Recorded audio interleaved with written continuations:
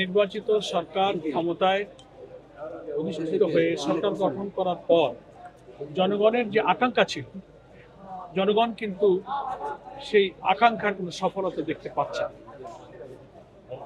প্রথম তো খুব দুর্ভাগ্য হলো, সহস্রাধিক জীবনের বিনিময়ে প্রায় ৩০-৪০ হাজার মানুষের ক্ষত বিক্ষত আহত রক্তাক্ত স্মৃতির যে জুলাই জাতীয় সনদ, যেখানে বিদ্যমান রাষ্ট্র কাঠামোকে পরিবর্তন করে একটা নতুন বাংলাদেশ, দুর্নীতি, স্বজনপ্রীতি, দলীয়করণ মুক্ত, জনগণের আকাঙ্ক্ষা অনুযায়ী একটা মানবিক বাংলাদেশের জন্য যে নতুন বাংলাদেশ আমরা গড়তে চেয়েছিলাম,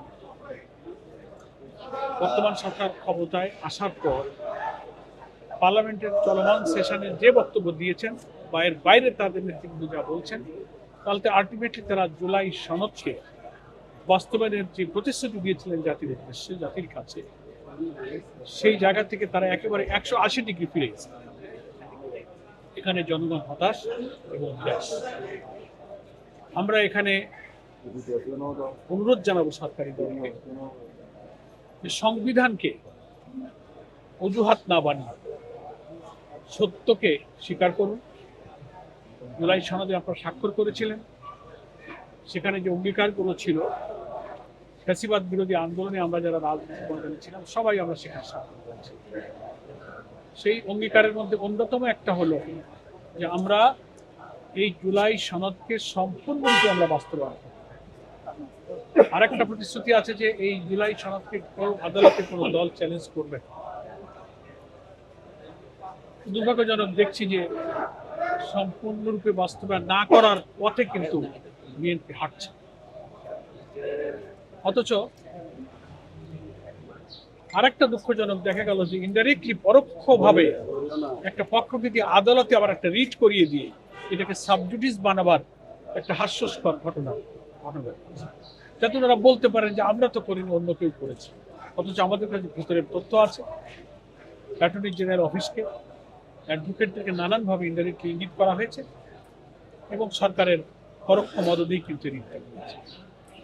এগুলো খুব দুর্ভাগ্যজনক, এটাকে দ্বিচারিতা বলা। এই পথ থেকে ফিরে আসতে আমরা বলব, কারণ জনগণের অভিপ্রায়টাই হচ্ছে সর্বোচ্চ। Will of the people is sovereign. BNP সব মিলিয়ে সব আসনের ভোট মিলাইলে প্রায় 3 কোটির মতো ভোট তারা পেয়েছে। আর গণভোট যে হাজাযুক্ত হয়েছে সেখানে ভোটের পরিমাণ 4 কোটিরও বেশি। 4 কোটির উপরে বেশি ভোটের গণ আকাঙ্ক্ষা, অভিপ্রায় কি 3 কোটি লোকের কাছে পরাজিত হবে? পার্লামেন্টের সংখ্যাগরিষ্ঠতার জোরে যদি এখন আমরা ওইটা মানি না এই কথাগুলো বললে, একটা গণতন্ত্রকামী দল হিসেবে পরিচিত দেশের একটা বড় দল যারা এবার সরকার গঠন করলেন, তাদের ব্যাপারে জনগণকে কোনো ভালো ধারণা নিতে পারে। সেজন্য আমি অনুরোধ জানাবো, এখনো সময় আছে, পার্লামেন্টের ঈদের বিরতি চলছে, 29-এ আবার সেশন শুরু হবে। সংবিধান সংস্কার পরিষদের সদস্য হিসেবে আর পার্লামেন্ট মেম্বার হিসেবে 2টা শপথ নেওয়ার কথা ছিল। একই প্রেসিডেন্সিয়াল অর্ডারই কিন্তু 2টা ইলেকশন হয়েছে, গণভোট হয়েছে, জাতীয় নির্বাচন হয়েছে। একই আদেশের অধীনে অনুষ্ঠিত নির্বাচন, একটা হালাল হয়ে গেল, একটা হারাম হয়ে গেল। এটাকে তো আপনি অন কাইন্ড অফ বিচারিত। এটা থেকে ফিরে এসে আমি মনে করি জনগণকে আর কষ্ট নাই, কত আর রক্ত, কত আর আন্দোলন, কত আর রক্তদান। আপনারা সংবিধান সংস্কার পরিষদের শপথ নিন।